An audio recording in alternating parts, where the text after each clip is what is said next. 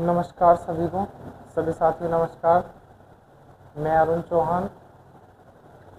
हम यहाँ पर एक विज्ञान वर्ग कक्षा 10 के लिए यहाँ पर ऑनलाइन बच्चों को पढ़ा रहे हैं, ताकि कुछ बच्चे जो ट्यूशन वगैरह पढ़ते हैं या कोई टॉपिक क्लियर नहीं होता है या उनको जाने आने में दिक्कत होती है, तो हम वहाँ उसी के लिए हम यहाँ पे ऑनलाइन क्लासेस ले रहे हैं, ताकि बच्चों को कोई दिक्कत ना हो।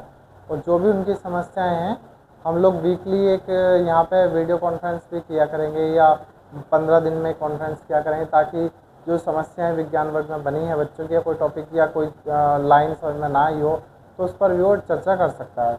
देखिए, ज़्यादा समय न गवाते हुए हम मेन मुद्दे पे बात करेंगे। अध्याय चल रहा है हमारे धातु एवं अधातु।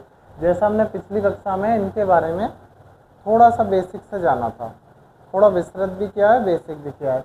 अब हम यहाँ पे अब उनकी क्रियाओं के बारे में बात करेंगे कि धातुएं जल से कैसे क्रिया करती हैं। उस समय जो पिछली क्लास थी, हमने क्या किया था, धातुएं क्या होती हैं, धातुएं क्या होती हैं, कैसे बिहेव करती हैं, इस तरीके के छोटे छोटे बातों पर हमने ध्यान दिया था। अब हम यहाँ पे धातुएं जल से क्रिया, धातु कैसे क्रिया करती है जल से। जब धातु जल से क्रिया करेगी तो धातु ऑक्साइड बनाएगी प्लस हाइड्रोजन बनाएगी।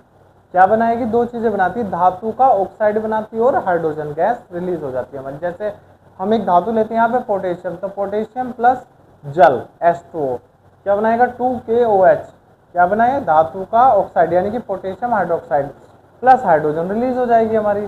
सेम यहाँ पर ऐसे ही रहेगा। दूसरी धातु ली हमने सोडियम, जब वो जल से क्रिया करेगी क्या बनाएगी? NaOH सोडियम हाइड्रोक्साइड प्लस जल sorry plus hydrogen, hydrogen gas release हो जाएगी।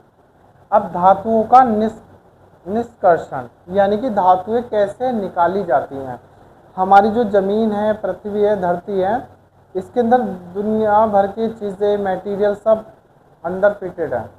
तो जब उनको हम या कोई जो वैज्ञानिक हैं वैज्ञानिक विधि से निकालते हैं, चीज़ें ज़मीन के अंदर सभी हैं। जैसे लोहा, पिछली क्लास में भी हमने बताया था, ये लोहा, सोना, चांदी, पीतल सब ज़मीन से ही ये डिफरेंट धातु आती हैं और डिफरेंट इनके कंपोजिशन बनते हैं। उसके बाद इनको अलग अलग करके अलग अलग क्षेत्रों में दिया जाता है।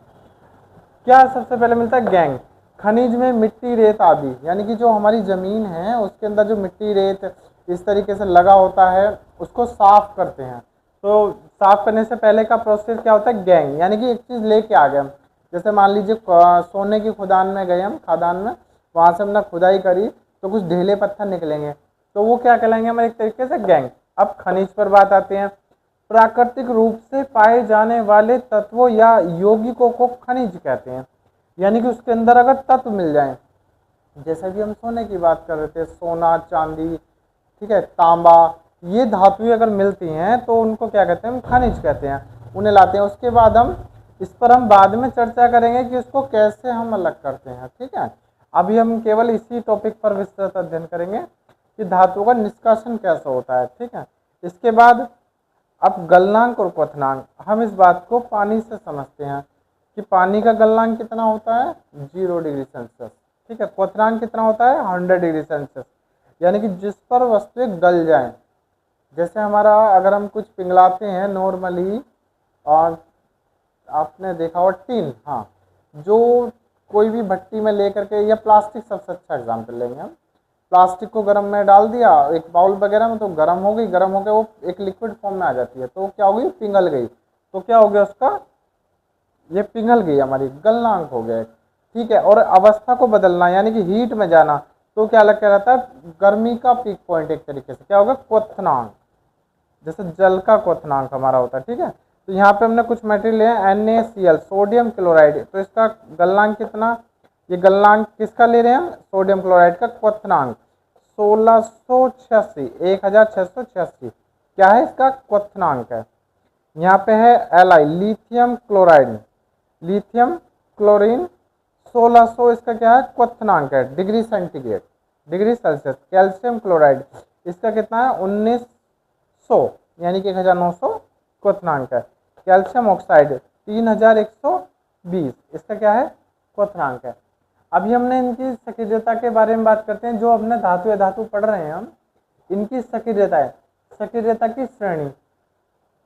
पोटेशियम बहुत अधिक सक्रिय धातु है, सोडियम और अधिक पोटेशियम अत्यधिक सक्रिय धातु है, उसके बाद यानी कि थोड़ी सी कम आ जाती है सोडियम।